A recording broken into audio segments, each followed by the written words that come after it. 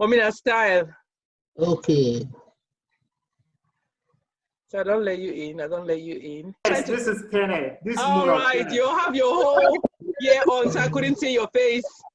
I am in the hospital. I told you I was going to be busy, so sorry. I'm just getting out. I went to a quiet area. Yeah. Well, thank you so much for joining. I'm just happy to see you all on camera. Like, oh my God, let me see. Then, no, I never saw when we finish round of you and Sophia. Let me take this out a bit. Okay. Karachi, stay no. I said, the strong camera after all man else is people joining you in the waiting room. So I'm going to give them another 5 minutes. So if you do me some amazing video here and some guy who work for emergency. It was so good. Hello, my name is Stephen. I work for London Ambulance Service. I'm here with Sophie, one of your nurses. We're just taking a patient from Dennis Scott unit into Barnet General with suspected COVID-19. Thank you. Yes, Dorothy, I'm a psychiatric nurse, but I multitask. There's the advantages of having the experience. So now we are going now we've just brought a patient now to Barnet Hospital with suspected COVID-19. Saturation is very, very, very high in concerning and temperature. So I'll just leave it at that. But we are doing our best. Just pray for us. Thank God. So we are there. We are now in the ambulance, ready to go out now. We've arrived at Barnet Hospital. Thank you. Okay. Yeah, that's good. I've been following your post on Facebook. So educative. I could not just ignore you. Sorry. A lot of people that did just drag them. I don't even know them all. I'm like, I have to speak to you. Please come on board. Thank you. Thank you. Let me see. Someone else is trying to call me.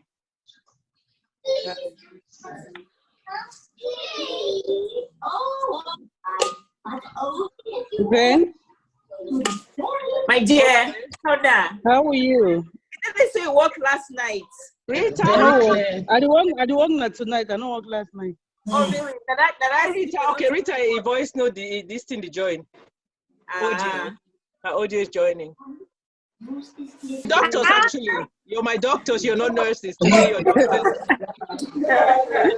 How's everyone doing? Sally, great. Sophie, Great. Marilyn, Kenneth, Rita. I need, sorry. When I named the different screen, Martina's gone off. How are you all faring? I know you're nursing, and this is like a war time, and you guys are at the war front. And I suddenly find myself very, very emotional when I think of the work that you do. And I felt it's not just called for us as people who are not in your shoes to feel how you feel, but it's also calling you guys up, sense checking how you're doing, what's going on, what's your understanding of the times. And I have a complete weakness for what you do, because you all know that my mom, who's right here. Hi, mommy. Hi. Hi. My mom has been a nurse for the longest time ever, and she's worked close to 20+ years in Cameroon, and now she's working in the United States. So she's basically, mommy, what state are you in? Is it Maryland? Atlanta? Carol, help me out. Atlanta. I'm in Atlanta, Georgia. Okay, so mom moved all the way from Cameroon, went to Atlanta, and I thought it was retirement, but it's turned out she's working. So I wake up every day really worried and thinking, what's today gonna be like? Like, what patients is mommy gonna meet in the hospital? Who is she working with? What's my sister, who ended up following in mom's footsteps to become a nurse, is also my worry. So when I worry about the two of them, I realize the chain doesn't end. I have all of you guys who are like my friends, like my sisters, in the same field, doing the same thing. And it just felt right that I should call you guys and say, I appreciate what you do. Like, wholeheartedly, I'm at a loss of words every time I think about the battle that you're fighting for the world. And I just wanted to say to you guys that I am so deeply appreciative of the work that you do, not just as my sisters, but just as Cameroonians who have traveled millions of miles away from home to stand in the battlefield in someone else's country, and you're still trying to save lives. That tells me a lot about why you took the oath that you took and why you do the jobs that you do.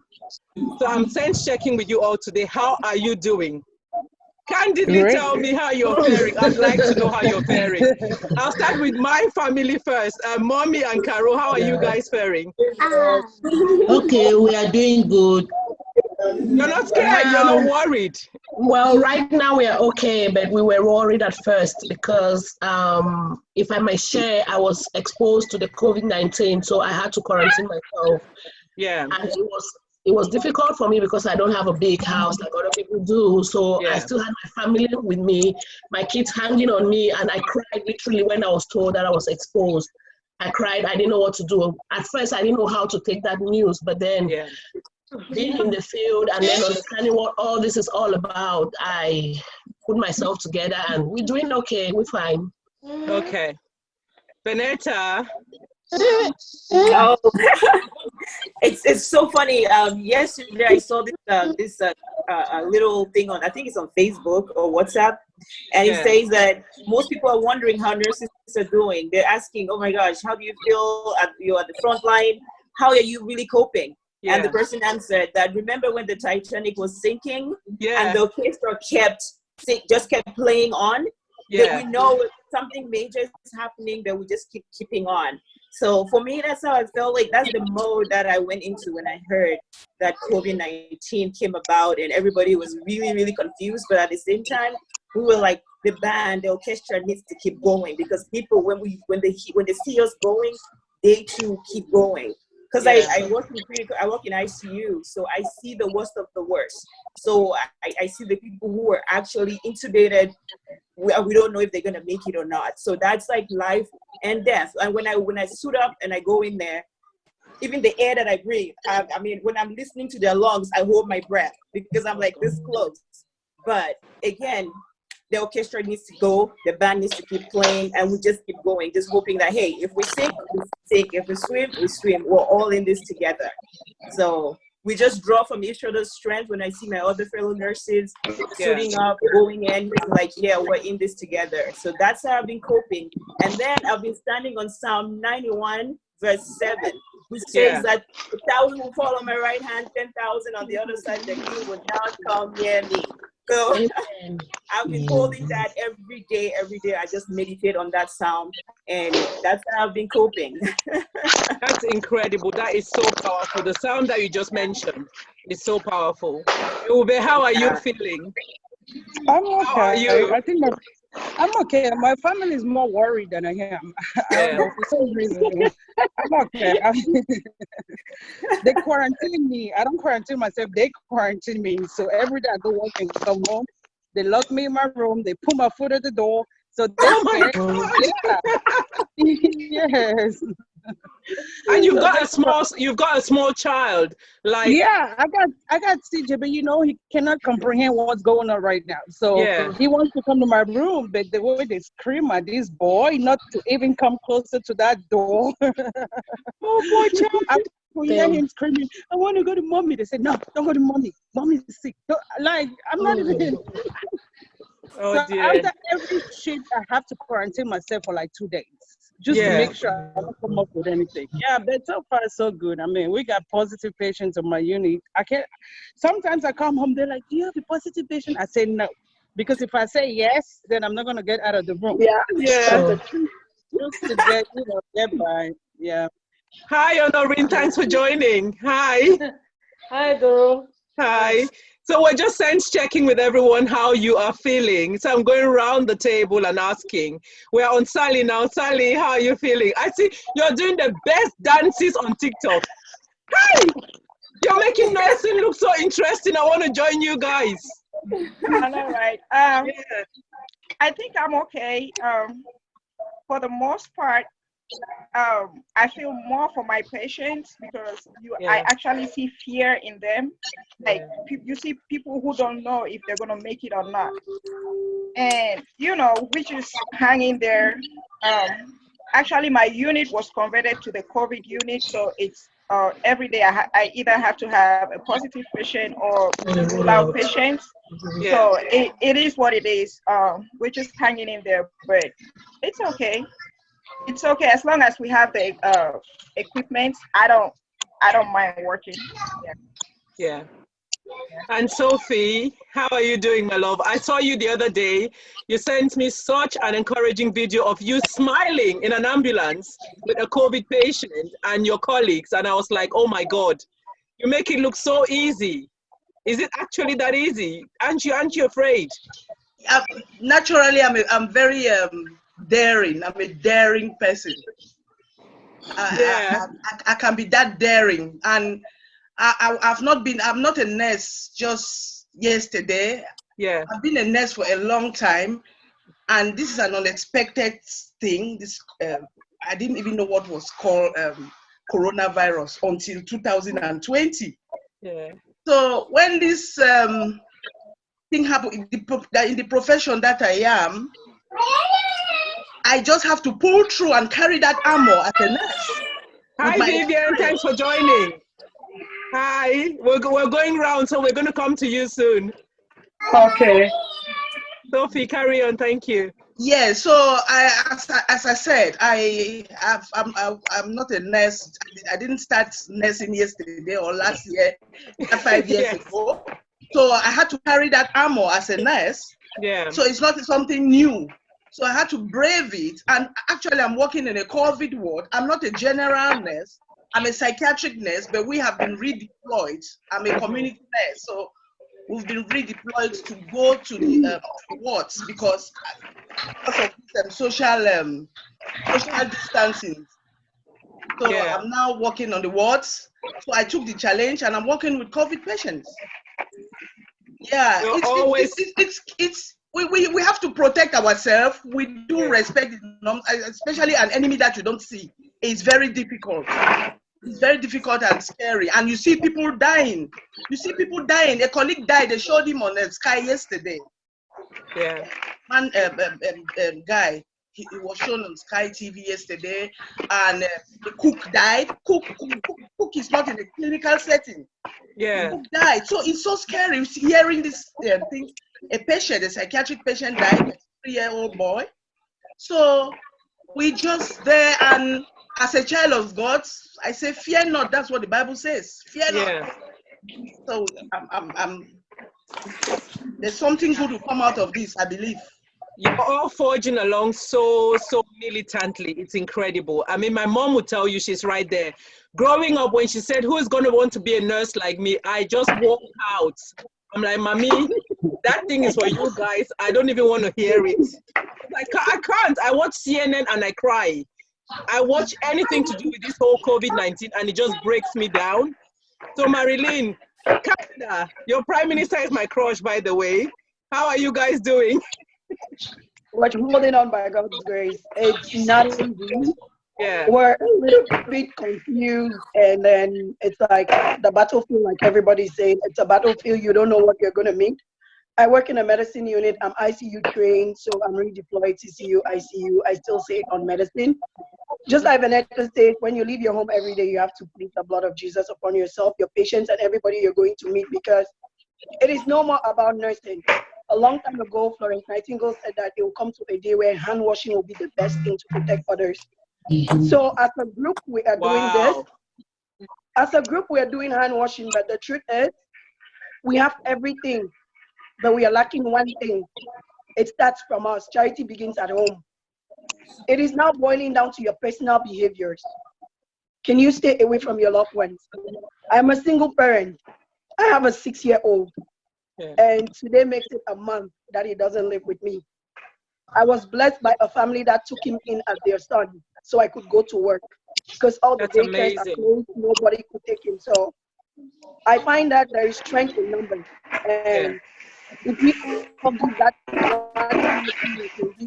some other people, then we can make more nurses go to the field. Some of us, it's not because we're courageous. It's not because we know what we're going there to do. It's just because there is that little voice that tells you that you can make a difference. If not, the stimulus packages are very encouraging. They can make you stay home and then just get free money. Yeah. Yeah, so Psalms 91 is that prayer psalm that we all take to work every day. I find myself praying with some of my patients. In my unit, we have positives, we have presumptives. For some of the patients, it's just waiting to know, because not knowing makes them really anxious about their family that they've left at home. But when they come out negative, they go back and I think they do that little thing to stay healthy. So it's now getting down to personal habits. After work, what do you do?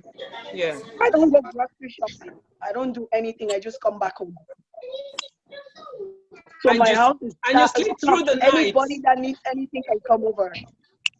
And you sleep through the night, like you have a sleep, you go to bed and you're able to sleep till morning and you wake up. Because I'm just traumatized. I watched something on Facebook and there was a whole ward filled with patients who were all intubated. And then suddenly the camera took us into like a morgue and there were bodies all over the floor. And I thought to myself, how do these girls do it? Like you go to work, you come back, you can eat, you can sleep, you can laugh. You're all superhumans. I don't know how you do it. Mentally, I'll be shattered. And that's why I come to you, Kene, because you have been giving the most incredibly educative updates on social media.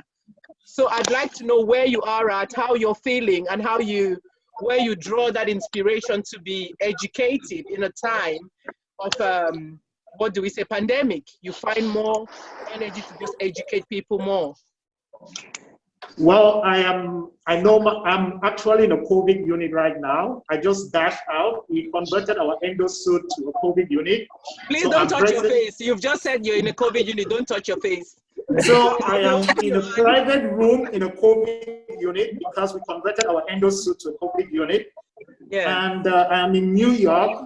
I'm doing my chief residency here in medicine. So I'm an internist here, but I am a pathologist trained in Cameroon. And I also did a master's in public health. So before coming to the US, I was a pathologist and also a public health specialist, which maybe that makes a whole difference. And I had a different way of looking at this. So right from the start, I knew this was going to be a pandemic. From what I saw, that is why I started writing on Facebook. Maybe you saw my post attacking WHO for not doing the right thing. Yeah, I followed you for a while. Yeah, attacking Trump and everybody for taking this so lightly. Even in my hospital, I had to fight with the administration to allow every person, that was a month ago, to put on a mask. It was a whole fight. So right now we are in an 800-bed hospital. 95% of my hospital is COVID patients. 95. Now I have to even leave because they are calling a code 3. So patients are coding every hour. We're having highlight here. What's a code 3? Is it death? The code 3 is dead. It's a patient who is dead. So right now there's cardiac arrest going on in the hospital, and it's scary. It is, I can't tell you, it's frightening, especially here in New York. We're at the peak of the pandemic, and the city was not very well prepared to get this, and we're a city of about 11 million people or more, and you have a lot of nursing homes here in New York. So what I can tell you is half of the population of nursing homes are dying. We are seeing a lot of young people also dying. I just had a 42-year-old who coded, and we don't really know what to do right now. We have ideas of things that could work, but right now we don't know what to do. It is very, very, very depressing. It is psychologically traumatizing. And we have had doctors who have died in my hospital, meaning physicians in my hospital. I'm not talking about somewhere else, who have been sick, my attendings, and we have lost them. What about nursing a lot of them, but we have lost them. So I'm just trying to educate as many people as possible when I have time. Usually, of course, when I leave work. So I do that like at 12, depending what shift I'm doing. So it's a scary time, but I want to say this one good thing about COVID is a lot of people are asymptomatic, and they are the asymptomatic carriers that are driving the disease. So what is driving the disease is the asymptomatic carriers. We have about 80% of those who are infected may not even know they are infected at all. And the rest of the US in particular need to be careful, because they are going to be like New York sometime soon if they don't do social distancing and they don't put on their mask. To me, putting on the mask is more important than social distancing. A lot of people argue with me about that, but truly, those who are symptomatic are those who infected others. There is a time, it's just one scary time, but truly COVID is very scary. When you see those who are pretty sick, who are trying to grasp or catch their breath, it's pretty scary. And just happy seeing you all alive, and knowing that you have a lot of people who are out there trying to fight this whole pandemic we're suffering from right now. Yeah. Thank you so much, Kenneth. That is so emotional. I cannot even tell you. I don't know how you guys do it. Like, you're talking and my heart is just breaking for you guys who see these people dying, and you're helpless in the face of this pandemic. I guess you guys are doing the best you can with the situation that you have. It's not like you have a resource somewhere and you're just being choosy, you're being picky. You're not. That's all you know how to do, and you've done your best, I guess. Yeah, because here in my hospital in particular, here we do have everything available. We have the appropriate PPE, which you need. We do have it. We have the appropriate medications. I think here we're using everything experimental you can think about. We're using drugs for hundreds of thousands of dollars, tocilizumab. We're using everything you see over the media I talk about. We're using it on patients. Even convalescent plasma, I gave about 5 of my patients today. We're giving it to patients, but some are still dying. A lot are dying. We have to make very difficult choices, especially last week. Who's going to get a ventilator and who's not going to get? Those were difficult situations that I've never really gone into deciding. We ran out of ventilators last week, and we had to make difficult decisions. Should we give the 80-year-old mother, or should we give the 40-year-old guy? Oh my God. We had to make the decision. It got to the point we had to make those decisions, and it's you get to realize that some decisions are tough to make, but you have to make them. So that's God bless you. God bless you guys for the heart and the courage to just keep doing what you're doing. Rita, I'm going to come to you. You always have this calm. Your disposition is always so calm. It's like, guys, chill. Nothing's happening. We're fine. Well, first and foremost, I am very, very grateful that you put all this together.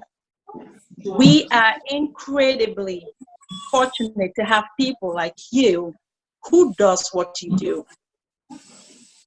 Like everyone has already said, Marilyn, I was listening to Marilyn. When you come back from work most of the time, you're scared to get in the car. Yeah. You're really scared. Sorry, Rita, hang on a second. If you've got kids or people moving around a lot in your background, please mute, because you're going to impact everyone. When I leave my house every day, Psalms 91 is like in my mind and in my head, because you don't know what you're going to meet out there. Yeah. I call it ground zero. People that don't know what it is, that's the real ground zero out there. Yeah. When you get there, when you hit that door, you don't know what comes your way. You don't know who walked through that elevator. You don't know who pushed that button before you did. So we have to be very cautious. We can't just, like everybody said, oh, it's everywhere and we should be very careful. But to be honest, those doors and elevator that we push before we get in the hospital building, we should be mindful of those things. We have patients. Can you just take hand sanitizer or wipes and then wipe every elevator you touch? That's going to be a whole job. Like the whole day you'll be a cleaner. Well, I know you will, but you have to be careful because you don't know who walked through those doors. Yeah. I broke it. You don't know who pushed the buttons. I mean, the hospital is it's a place that We have like 900 rooms in the hospital. You don't know who's coming and who's leaving. You don't know. But the one good thing they've done is, I bet all of them that have spoken, nobody is allowed to visit the hospital now for like a month. There's no visitors allowed. No That's a visitation. blessing. You don't have it, right? Do you have people visiting your hospitals? No. No visitor. What does that mean? Right. Family members cannot visit people. They're not allowed. They're not Family are not allowed. allowed. Oh They're not my allowed. God. So the Even if bad they're part not of COVID patients, even if it's not COVID, Even if it's patient not has COVID, it. family members are not allowed. they're not allowed. So, Hey, but Jesus.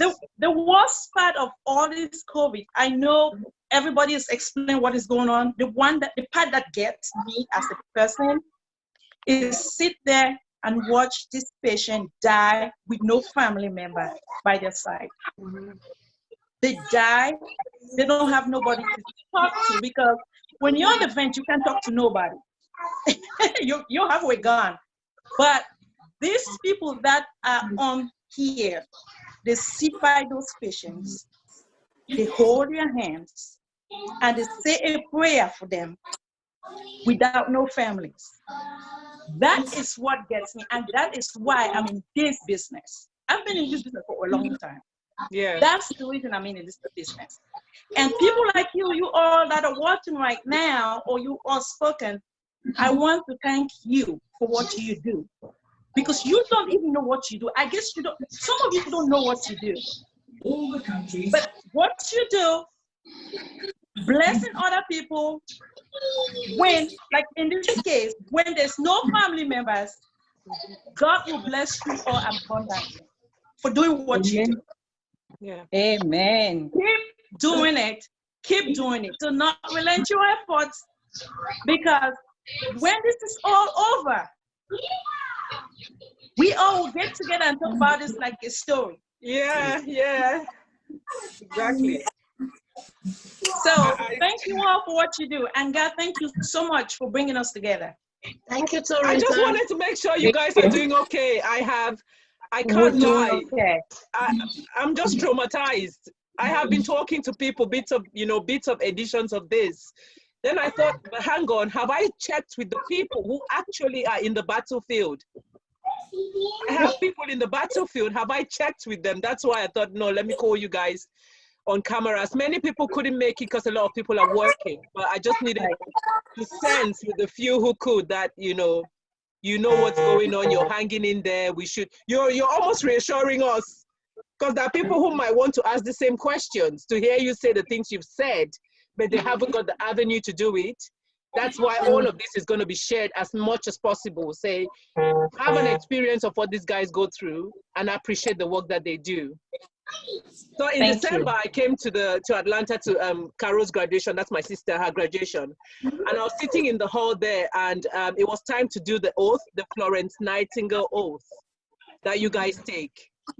And halfway through the oath, I just realized, oh my God, whatever you guys are saying might just mean something to you as a nurse, but to me as a layman, I got very, very touched. I got so emotional, because it literally says the things that you've said, Rita. It's almost as if you are dedicating your life. You are that person who ends up becoming someone who is leading someone to the land of the living or to the land of the dead. It's not the family members. The work that you do holding people's hands at that last moment is so crucial. It's better than dying on your own, I guess. So like you've rightly said, what you guys do is, they will never be able to measure it. We'll never be able to compensate you guys. There's no salary that is worth the work that you do. But I'm guessing the government or whoever, or the health organizations will say, oh, we pay nurses, we pay doctors.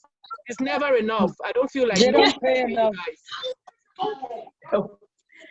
If I were Bill Gates, I'll be giving more salary, that literally. So someone donated a huge sum of money to an organization here in the UK and said every person who works within that organization in healthcare should have a voucher of £50. And I was thinking, £50, what's that going to do? But coming to think of it, we're talking about hundreds of people. So he gave £50 to hundreds of people. That's the kind of philanthropy that should happen within your sort of industry. People should give you guys as much as they have, because you do incredible work. And that's how I'm going to come to you, Honorine. There you go. Thank you. You could make it in the end. It's encouraging to hear other sisters talk about the whole situation. I'm really moved. We have been lucky here in Germany because the situation didn't really go out of hand. Yeah. They got it under control early enough in a way that we are not really so much affected. I work in a psychiatry hospital, and unfortunately it was my unit that was chosen to be transformed into a COVID station. Can you flip your computer or your lap or your phone? Can you flip your phone? Let me see if it gives you better. Yeah, that's better. Yeah. Okay. Cool. Yeah. So our station was converted to the coronavirus station, and up to this moment we have had a few positive patients, but none of them has really been in any critical or life-threatening situation. We have handled a few cases, and they left. At the moment, we have 2 cases in the hospital, and all of them are really they're responding to treatments. And I really cannot say we have experienced. We are praying anyway. We are still every day before going to work. Everyone, before we start our shift in the morning or in the afternoon, we get into prayers and make a little prayer and say we are hoping that the situation remains like this. Meanwhile, I watch the news and I'm praying for all my sisters who are really in the deep situation, that God should give them strength in these trying moments. Yeah. Yeah. We are grateful. I'm really happy because in Germany, it was at the beginning when we heard about it, even at the moment when they said my station was going to be changed to the COVID station, at one moment I had this panic in me and thought, should I run away from my job? I said, God, if something happened to me, what will I do? My child, I was just thinking about my daughter. I had a panic. At one moment I said, come on, you're still going to find another job. Next is a hot cake everywhere. That another moment I said, come on, girl, you cannot give up a job. You cannot run at the time when you took this vow to help people. You cannot run at this time. So I went into it, and thank God God have been faithful. We have it under control here. That's the good news about it. I wish every one of you, my sisters in America, wish you a lot of courage and strength in England during this trying moment. God should keep you. We have you all in prayers, and I am sure our prayers are covering you all. Thank you so much. Amen. Amen. Amen. I guess no one, when you go to nursing school, no one teaches you how to handle a pandemic, do they? Do you have like a Yes, they do. They do. No, they do. Of course, We were everyone. FEMA, we were trained for things like this, so they do. Okay. But it's almost like you're trained for a predictability, but you don't know exactly what it's going to be when it happens. Yeah, absolutely. And that's the situation with the coronavirus. Even though I have heard that sort of African, I'm going to come to you on that, Kenneth, because you might have a bit of information. So African scientists or African medical researchers have taken experience from managing other pandemics like Ebola and another one they mentioned, using the same kind of technology and techniques to sort of curb the COVID spread, and it's working. So I'm thinking, well, Africa might not be doing so bad. And I was just reading up on it on the Times yesterday, but I'll talk about it slightly later. Vivian, we're on to you now. Hey, girl. Hi. Hi, how are you faring? I'm doing great. My situation is different because I'm a nurse practitioner, and I work in addiction. So I deal more with the asymptomatic patients. When my patients walk into the clinic, I don't know if they have anything because otherwise they are healthy patients who are just addicted to drugs. So when all this started, I was practically in panic mode, and because you don't know who is sick. When it started, they didn't even tell us what to do. We would walk in, they give us one mask for a week. So you didn't even, if with coronavirus, if you can stay on your phone for 9 days, imagine if somebody comes into your office and then coughs and it stays on your mask. Wait. Did you say coronavirus can stay on your phone for 9 days? Yes, that's why they tell people to sanitize their phone every few hours. Right. Yes. Because if it stays, or it stays on surfaces, if you can, protect yourself, wash your hands. Don't only wash your hands, but sanitize everything around you. And your phone is the closest thing. Most of the time, it's close to your nose and your mouth. Yeah. Yeah. That is unheard of. I never knew that's the length of time. I thought it was like hours. No, it stays for a long time. And so my situation was, I was scared because I had my 7-year-old at home. Mine was my husband also works in a hospital, but he was fortunate. The unit that he works on was one of the units that were told not to accept coronavirus patients. If you didn't have a fever, they don't put you on their unit. So at least with that, he is a little bit okay that he might not bring it home. Then my clinic also, after a few weeks of the New York situations, they went, everybody over 70, 60 could not come into our clinic because they were vulnerable. So we started seeing the younger patients. But the younger patients are the asymptomatic patients. They're walking, they're strong, and just coughing. You don't know if it's coronavirus they have. You don't. So it got to the point when Texas passed the law of the social distancing. Can you give me a minute? Social distancing, and we went to telemed, where we started doing telemed the patients. And my profession, patients are tested for drugs based on their visits to the clinic. So we have to have some kind of contact with the patient. But since my position is in the upper scale, they were protecting the doctors and the nurse practitioners, but not the nurses, because I didn't have any contact with the patient, but my nurse did, because they had to come and give urine specimens. They had to give them the specimen cup. So they were having physical contact with the nurses, but not us, the providers. So I personally felt really bad, because we actually had a meeting, and I was like, it is not fair. We have to have I've been a nurse, active RN on the floor where I deal with patients. And now, because I have stepped up 2 years of schooling, I'm now a nurse practitioner, and they are protecting me like some rare germ, So we had a meeting, and I was like, we have to find a way where either we do this without these patients coming. For this period, you can forgive your patient, even if for them coming to give us urine specimen or not. So my company finally got to a point where the patient comes in, they stand at the door. They stand in front of the clinic, they call. The nurses go and open all the doors to the bathroom for them to give a urine specimen. So no physical contact with the patient. And you pick up your urine specimen on an assigned place where they put it for you with your name written on it. You go into the restroom, you give your urine specimen, and you walk out of the building, and we close our doors.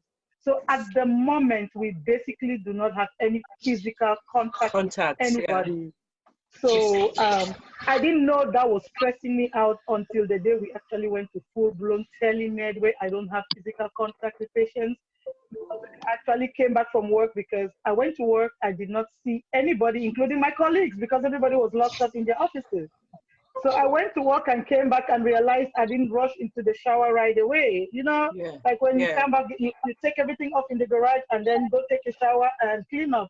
So I actually walked into my house. And that's when I was like, oh my God, this thing has been stressing me out without even knowing that it was stressing me out this much. So with the nurses that are working on the unit, like Sally, I see you wearing your mask all the time. I personally, I'm sorry, I would have quit my job, because I would not do it. I am so afraid of the coronavirus, you would not even think I'm a healthcare provider. I am scared. Oh dear me. Virus, for real. So with my case, I was basically. So when they rang me up, immediately I had a fever. I had a sore throat, like literally on the phone as they were talking to me. I had a fever, I had a sore throat. I called Carol, my sister, up here, and I said, if I die, you guys don't cremate me. Like I was already talking about all the things I want to happen. I was doing telemed, and I was on the computer talking to a patient, and I had a mask on. Yeah. That is how scared I was. I had a mask on. Just the fact that I was talking to a patient via Zoom, I put on a mask. That's how scared I was of coronavirus. You're right. It's viral, and viruses come through the computer. So please. Yeah. So my case right now is pretty safe because I don't have any contact with my patients. Yeah. Yeah. That's quite positive. I have laughed a bit. You're funny. Felicia, I'm going to come to you. Or Fidelia, sorry. I'm going to come to you. I want to unmute you now. Hi. Thanks for joining the call. Hey. Hi. How are you faring? What's going on in your world as a nurse? Yeah, so it's been a ride, you know. At one moment I paused. I was like, do I really want to do this? The first time I asked myself a question like, because when I applied for the nursing program, the first time I applied, the school told me to wait. So this time around, and then I went to another school because I couldn't wait. So one day I asked myself, I said, maybe I should have waited when that school asked me to wait, you know. Pull yourself back. But I just thank God because it's been a ride. Each time I go to work, I pray. Yeah. I'm a prayerful person and I believe 100% in God and all that. Yeah. My floor was converted to the COVID testing floor and they didn't tell us anything and we just walked into it. The first time I was off work for like 4 days. And when I went to work, I realized that I only had 3 patients. So I asked my friend, I'm like, there's something fishy about it. Why do I only have 3 patients? And she laughed. And I said, why is that unit closed? The doors are closed. The double doors are closed. So I was like, why is it closed? She said, that's the COVID section. And I went, oh my God. And I was like, Jesus, this is not right. They should have at least told us or something. Go to your dad. Yeah. They should have at least told us, you know. But then, as soon as I went to that unit, what happened was because that day when I left the house, I prayed Psalm 91. Since this thing started, I haven't prayed Psalm 91, but that day for some reason I woke up when I was praying, that was what I prayed, Psalm 91. And God prepared me for that. And when I went to that unit, I was like, you know what, God, this is me and this is you. I'm gonna do my job, what I'm supposed to do.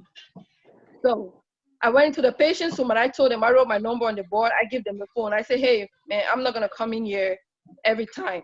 If you need me, call me on this phone. And if I need to ask you something, I'm gonna call you. I'm gonna come to your room, but not as often as we usually do. So but what happened? Something strange happened. Fear gripped me. And as I sat on my desk trying to do something, I started having chest pain, shortness of breath, and I couldn't breathe. All the symptoms. All of the symptoms. But guess what? This is funny. What has happened was I put my bra on the wrong spot. So it was so tight. Too tight. So I didn't realize it was my bra. Because of that fear. Sorry. Just because of that fear, I didn't realize that I put my bra on in the morning on the wrong spot. So after 2 hours, I was having all these symptoms and I thought it was COVID. I'm like, oh Jesus. And then I couldn't stretch. And I was like, oh Lord. So I just want to say that this is like the things that will keep people a lot. One thing is fear. Yeah. One thing is fear. Because guess what? If I didn't calm myself down and think of something else that could be causing that anxiety or shortness of breath at that time, it was my bra. I should have called the child nurse and be like, hey, I can't breathe. And the next thing, they put me in the room and quarantine me and, you know, all the It just gets worse. It's like a knock-on effect. Right. Yeah. Right. It's gonna get worse. So I'm glad I calmed down. And I mean, it's crazy. In America, it's crazy. I was just hearing from the news that Oklahoma is getting hit hard, but I'm still just grateful to God because I just know God is going to see us through no matter what. All of this, we're protected. I know people are dying, and I'm sorry that people are dying and all that, but you know, it's just God that is going to help us through this because this is a mystery. This virus thing is a mystery. When I go to work, I take another set of clothes. As soon as I'm done with my shift, I go to the bathroom, I change, I bleach my shoe, the soles of my shoes, I bleach my cell phone.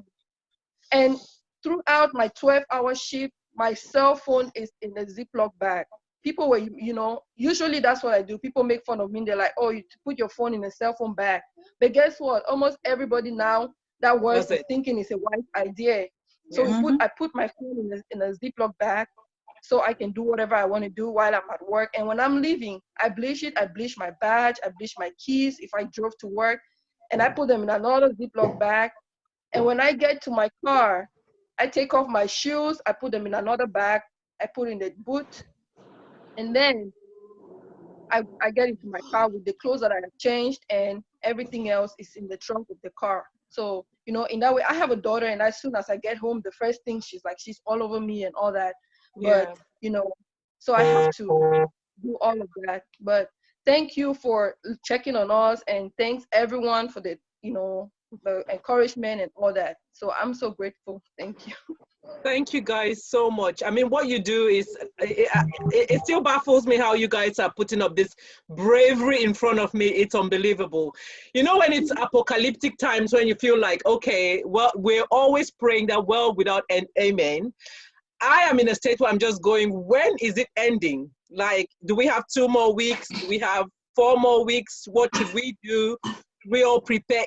To me, it feels like it's never gonna, this whole thing is never gonna end, and it's probably just gonna kill people gradually. But I speak to healthcare professionals, and they're like, oh, yeah, well, I was in a meeting the other day, and they said, potentially, there was a doctor in that session saying potentially it could take another 18 months to get the vaccine, and then blah, blah, blah, and blah, blah, blah. And I was saying, well, he sounds really positive. And something in that conversation came up as well, talking about the possibility that people who had taken the BCG vaccine, the BCG we take in Cameroon, that we might have the propensity to fight the virus slightly much more better, because something in that BCG vaccine is reacting in our African body, in our African whatever. So I think that made me a bit reassured, but because it's not evidence, it's not true. Like, there's no paper that's saying this is what we found, and it's true that Black people who have BCG vaccines can overcome this easily. I'm kind of half and half in that place. So I'm going to ask Kenneth, you are a plasma. I mean, plasma has to do with blood, right? Yeah, plasma has to do with blood. Okay. Tell me if you've heard this story about BCG. Yeah, I've heard it before, but I'm going to talk as a pathologist. I told you I did my training back in Fuse, and I specialized in clinical pathology. So there are several theories going on that you will listen to. Most of them are not evidence-based, but a lot of them are based on literature we had for other diseases. So concerning the BCG, what the BCG actually does is it actually causes your immune system, which is the non-adaptive immune system, your skin, things you're born with, which it doesn't go like, it's not a schooling system. It doesn't get to know bacteria and viruses to communicate with what we call the cellular immunity. This is the part of your immunity that goes to school, it learns. So the BCG vaccine does these 2 immune systems to communicate together, and it makes it more efficient and more prone not to overreact to certain infections, and also to understand when to react and when not to react. Okay. With COVID, what is killing people with COVID is not even the virus itself. This I will tell you, I know there's a lot of literature out there. You have a viral attack, you have myalgia, you have pain, you have fever. It is truly not flu-like the way people put it in the beginning. Flu, you sneeze, you cough with COVID, that is true, but it's a bit more of fever with COVID. So you get this phase 1 of the disease. Some people do well. 80% of them are going to do so well. They won't come to the hospital. They would have this feeling of being sick. A lot of people here in New York have had it. Now you have a series of people, 20% of them would develop what you call a cytokine storm, meaning your immune system is trying to fight this virus, but it produces a lot of substances that are going to finally end up killing you. So this BCG causes modulation of your immune system and makes your immune system not react the way the immune system of those who have seen this virus for the first time is reacting. So the BCG vaccine, there is a whole theory that it's actually causing the immune modulation and making people who have had it, not only Africans, countries that have mandatory BCG to have fewer and lesser people who develop this cytokine storm, which we think is the second phase of the disease. That's what we are saying. Okay. When I get people coming, you can actually predict those who do well and those who do poorly.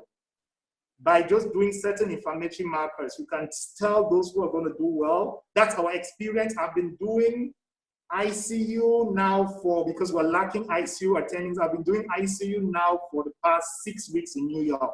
So I can tell you I've learned a lot that the other states will have to learn from us. We have learned a lot about COVID. We have done a lot to COVID patients. And truly, I myself, I don't know why I'm not sick yet. Even I have had colleagues who have left. Maybe it's because I had the BCG twice. My mom also was a nurse. So, on that BCG.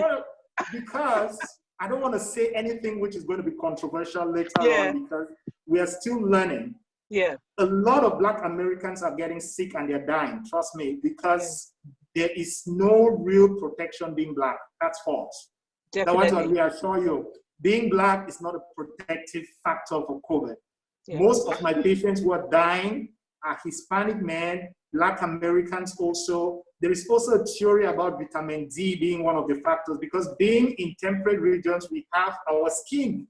Dark color skins do not absorb vitamin D as much as the light color skin, because we grew up in the equatorial area where there's too much sun, and your skin color is just what you call epigenetics and evolution. Yeah. When you go up to the temperate areas, you get lighter. So just because we're in areas where there was so much sun, we developed darker skin in order to protect us. But right now, there's a theory about vitamin D being the reason why Hispanics and Black, those with darker skin are dying more in the US, but there is a protective factor which could be which could be BCG, those who had it, but BCG actually wanes out as we get older. That's another thing, That is why there's also a theory that says children were not even dying in China, because China still gives BCG. That's why they didn't see any case of death, even for children, while in the US, they saw some kids die. Because China gives BCG, it's mandatory. Russia gives BCG. The whole of Eastern Europe gives BCG, and you have not seen this virus propagate in Eastern Europe the way it's doing in Western Europe. Yeah. So the whole theory behind BCG is just observation, and we are still looking for scientific proof behind what the BCG really does. Yeah. But it's a plausible theory which a lot of people are looking at it. And I think a lot of European countries are they are doing the research right now where they are giving BCG to healthcare workers. If I had my way, that's what I would have done. In their shoes, I would have gone down the route of BCG, kind of do both the quantitative and the qualitative or observatory analysis across the board with different segments of people to prove this as a theory that works. There's a lot of research going on now, clinical trials. We are going to get answers to all these questions, even in the US. How long is it going to take? Like the problem is not the time. It's almost like everyone is on the edge. I've seen people going on the streets already campaigning for the lockdown to be over because they're fed up. So good research takes time. Yeah. That's just the truth about it. Good research takes time. Right now in New York, in my hospital, I'm in a very well sophisticated hospital system. Yeah. We have access to medications that I'm even sorry if Africa gets into this pandemic, I don't know how they're going to get it, but we have access to things which are so expensive and we're giving it to everybody. That's what is extremely good. We're giving those things to those who qualify. But we don't have any proof that it works. Yeah. We're giving medications that one vial of the medications is thousands of dollars, but we're giving them to patients that we are still waiting for research to come out. I think in the next 1 month, 2 months, we're going to have answers if hydroxychloroquine works, is the cheapest one we have. If azithromycin works, it's cheap. If things like remdesivir works, it's expensive. If things like tocilizumab works, it's expensive. It's for cytokine storm. If things like basilicin, there are so many things we're using, but we don't know what works. We're trying to select the right patients, those who really need to be treated, and there are others you just need to observe them. I've had so many people come in, they're in the COVID unit. I see more of ICU patients, but they're in the COVID unit. We observe them, we give them nothing. We're even coming to believe that maybe the hydroxychloroquine doesn't work. Yeah, that's it. Someone's anything Donald Trump stands in front of a press conference and puts his mouth to, I refuse to look at it. Like, no, I don't want to take Donald Trump out of the equation, then I'll listen. No, truly, I want to divide my political self from some of this because hydroxychloroquine works in the lab. Okay. It looks like it's a medication that is going to work for mild and moderate cases. Yeah. But the severe case for this disease is a completely different disease entity. That's what I think, and that's what the scientific world is showing. Because those who have mild to moderate disease, they're actually having high viremia, they're having a viral disease. Those who are severe, they're actually having a cytokine storm, meaning their immune system is destroying their body. The immune system is overreacting to this viral infection, and you need to calm the immune system down, and you use different medications to do that. So what BCG does is, for some reason, it helps your immune system not to overreact. Okay. I think I'll lean more towards BCG, just because Donald Trump hasn't yet talked about it. I'm still on his case. I don't want to get political with Donald Trump and all of that, because I truly am not a fan. Yeah. Right? I'm not a fan, but in medicine, it's so difficult to draw conclusions when you have not done clinical trials. And we're going to have a lot of clinical trials that will be out in the next few weeks to come. Okay. From Lancet, which is a very reputable English journal, from the New England Journal, we'll have so much, from JAMA in the next weeks to come, because those clinical trials results will start coming up, because we have had so many patients with COVID. Please, can you tag me on any of the results that are coming? Marilyn, I see your hand up. Do you want to say something? I have a question before Ken goes away, just based on the BCG. Okay, apparently I'm a nurse, but I took a postgraduate diploma in clinical research, and I understand how this thing goes by from phase 0 to phase 4 of drug development and everything. So my concern with the BCG is this. Most of us took the BCG to prevent tuberculosis. Yeah. As nurses, some of us have been at the forefront of all these diseases, and we were told that in some area or in one part of our lifestyle we'll develop tuberculosis, even though we have this. Tuberculosis is also a disease that has so many effects on the respiratory system. So leaning on the BCG, is there anything they are doing to see that some of these people who already have BCG do not have latent TB, that when you give them more of this can really react? Because I had to take treatment for tuberculosis, even though I had BCG. I was exposed to a patient for 1 month, and I was very sick. I took rifampicin for 4 months to be able to go back to work. So I don't know if they're doing trials looking into what the BCG already has, that the Black population has, that is helping them, and what the Black population is lacking or has been exposed to in the Western world that can actually cause a chain reaction. Because right now we're seeing people reacting to their own cells. And viruses, normally we were told, do not have a cure. We can only struggle to have a decrease in viral load. Just like Ken was saying, you're giving people all these very expensive medications just so you can contain it. But are we really looking for a cure? I think we're not looking for a cure. It's a placebo. Is it a placebo? So I'll retreat, and then I'll answer some few questions. The BCG vaccine itself is a very controversial vaccine, right from the onset go. That's why the US has never given it to anyone. Why? Because it's a live vaccine. It has not been proven to stop you from having tuberculosis, but has been proven from stopping kids from having infantile tuberculosis. That's why it's given to children. Some countries still give BCGs to adults, and certain population some population of people will develop TB, which is very few number of people. So the advantages and disadvantages, you need to weigh it based on the prevalence of TB in your area where you're coming from. So that is what makes BCG itself a controversial vaccine in itself. But the way BCG modulates the immune system for COVID and other viral infection is completely different, because all what BCG has done is that it caused a part of the immune system, I don't want to go into the details, to communicate with another part of the immune system and make it in such a way that your immune system doesn't see a viral infection and goes mad. So in your immune system, there are times when you hear about autoimmune diseases, it's yourself, you're killing yourself. Your immune system is so active that it's killing itself. There are so many autoimmune diseases. Things like systemic lupus erythematosus, all those things, you treat them even with hydroxychloroquine. That's why the theory of hydroxychloroquine, I'm not taking it out. They are immune modulators, rheumatoid arthritis. You want to calm the immune system down. Now, getting to the point of knowing if the BCG is going to cause you to become positive for TB and get TB and all of that, as I said, is controversial. Even in the US, what they test for if you have TB or not used to be just what we call the tuberculin skin test, the PPD. Now the quantum ferron actually helps to differentiate those who have true TB from those who just because of BCG they are positive.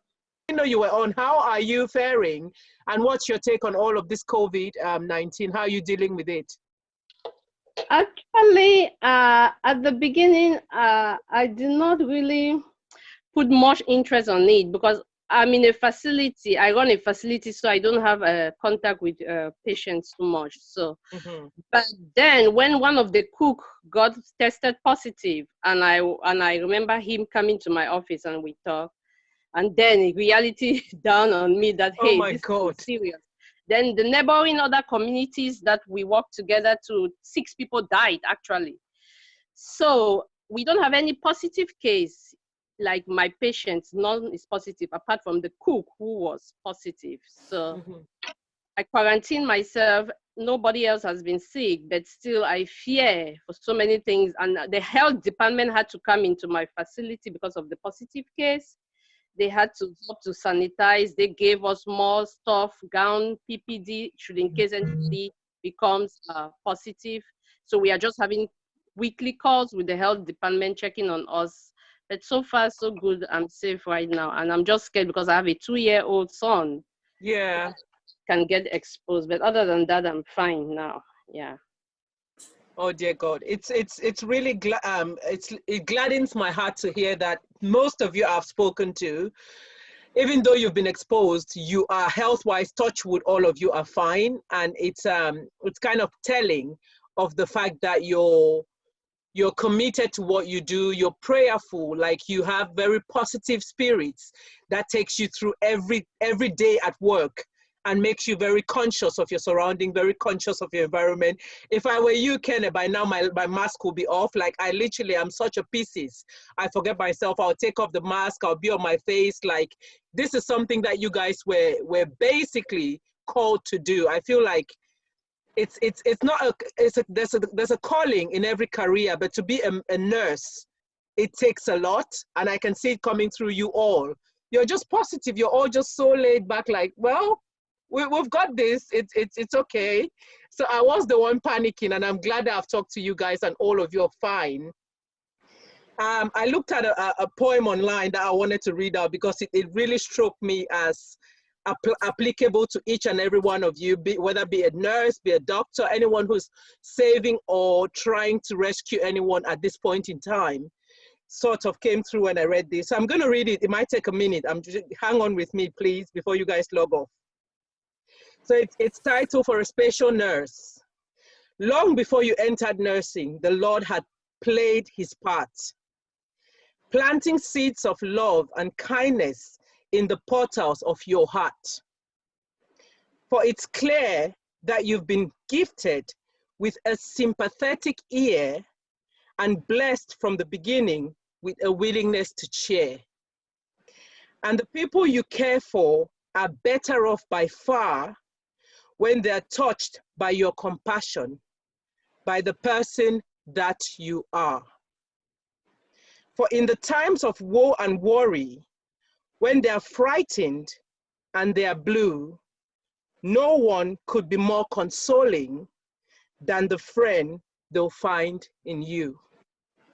So when I was reading that, it just felt like, well, I've cried that people are dying alone, but then I play back scenarios in my head. I'm not in any of your ICUs. I'm not in the hospital with you guys, but I can actually see the compassion that you guys have to hold people's hands through this time and all of this madness. And I want to say thank you again. Like, I appreciate all the stuff that you do. And I'm speaking from the mouth of many people, basically, from so many people who want to say thank you. And I'm guessing they will have the chance to say thank you when all of this video goes out. But thank you guys, you are amazing warriors. Sally. Okay, so before I go, I just want to say that I have about 100 pieces of N95 masks that were donated to me by my neighbor. And I just want to say that if you really, really, really take care of positive patients and you are in need of 5 pieces, 3 pieces of masks, please do not hesitate to contact me. I will mail them out to you. Yeah, Carol, go on. Thank you, Hey, Sally. Thank you. Thank you for offering that. I want to say something. Where I work, we are really short of PPEs, mostly the mask. They give you one, and for your 3-day shift, one. Imagine you wearing one N95 mask, and you have to take it out during lunchtime, and then put it on back and go in and do what you have to do for 3 days. So what I do is I wear the one, and I wear a cloth mask on top of it, wear my shield, and do what I have to do for the day. Usually I wear it all day long, except when I want to eat and when I'm going home. So please, I'll be very grateful to have some. I don't mind even if it's one. Okay, all right. All right, just send me your address and I'll mail it out to you. Thank you. You're welcome. That's amazing. Thank you, guys. Anyone else has anything to say to anyone here, guys? This is the place. Then can you stay online? Ken, I don't know what your program is like. If you could stay for another minute, I just want to have you guys side by side on screen and just chat through a few things. I'm going to go back to my mom. Mommy, you've been in the nursing corps for like what, 30 odd years now, or 40 even. Can you give a word of cheer to these guys and I mean just encourage them? Because I know you've seen both sides. You've seen the drastic end here. I used to be, my mom's a midwife actually. So she was a nurse, then did the midwifery course and became a midwife. All of this happened while I was quite young. But I remember one day a lady came to the house in labor and was like literally in pain. And mom calmly took her to her car and called me to bring something. By the time I came to the car, the baby was in my mom's hand and the lady was like laying on her back in the taxi. And I threw everything I had and just ran. Like, I was like, these women are crazy. You just had a baby in front of her. I was like, when I know where, like, mom was so calm. They cleaned the baby. And to me, that was such a drama. I threw a tantrum. I'm like, Mom, I was like, are you serious? So this woman has been the kind of midwife who's delivered babies on the floor, babies on the bed, babies in the car. Half of the babies in Boya were delivered by my mom. And a lot of them are called Christy because they named their children after her. So I think you would have a word or two, Mommy, to say to these guys who are doing an incredible job in tougher times, as we can see. Yeah, Dorothy, I'm so glad. It's a pleasure. Yeah. Yeah, I've worked for 28 years. Okay, 20, okay. Yeah. 28 years. As a midwife, part of my years as a midwife, just few years as a state registered nurse. Mm-hmm. And as I came here as a nurse, I couldn't see myself sitting down without doing something. Yeah. For my age, I think my friends are even saying, Chris, you're supposed to sit down and eat the fruit of your labor. The fruit of my labor is helping others. Yeah. So that they can see, they can stand up, and when I will exit, at least they will say, no, that mama, she did something for us. And for you guys, I just want to tell you, nursing is really God's calling. Yeah. I have most of my friends, we entered nursing together, but they did not end in nursing. Yeah. And God is blessing me up till now, having that strength. It's not medication, it's not anything, but the power of God in me. So I'm just trying to tell you guys, hold to your God, read your Bibles, take care of yourself, especially those who need you, because the world needs you. Yeah. The world really needs you. And if you go on your knees, you will see your blessings.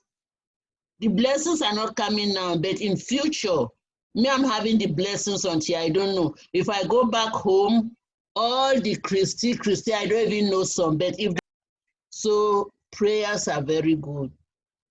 Thank you, Mommy. I'm just trying to tell you that all of you should hold fast in prayer, hold fast in God, hold the garments of Jesus. Yeah. And whatever thing you are doing, you do it with God, you are safe. Let us not forget our PPE, and we continue.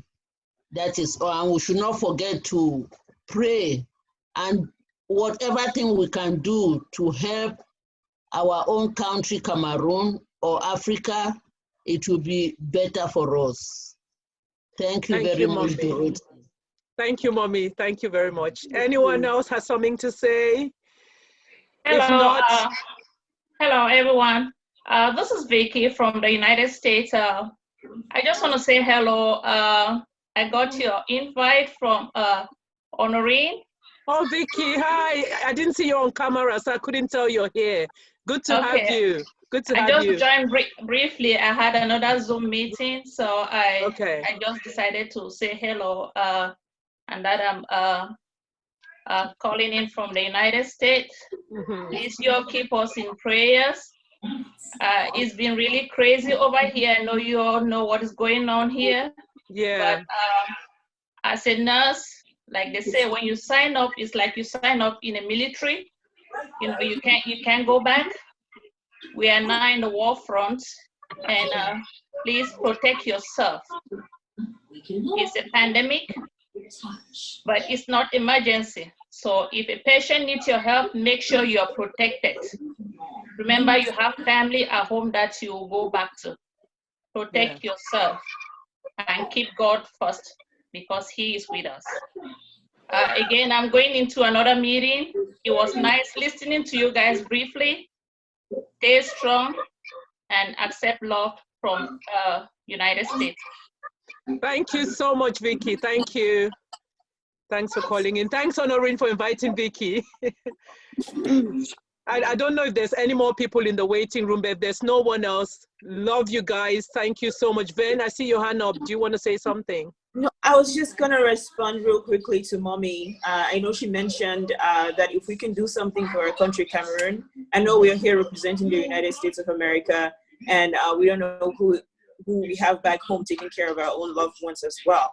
So I was going to say, because I belong to the Cameroonian Nurse Practitioner Association, we are actually actively, there was a new project that came up where one of the nurse practitioners suggested that we can start by even funding local tailors to make masks, to provide what the resources that they need, actually, like the fabric and the filter and everything, where they can make masks and then distribute it to everyone back home. So that's one of the things that we're doing things behind the scene. I think Rita is also part of the group.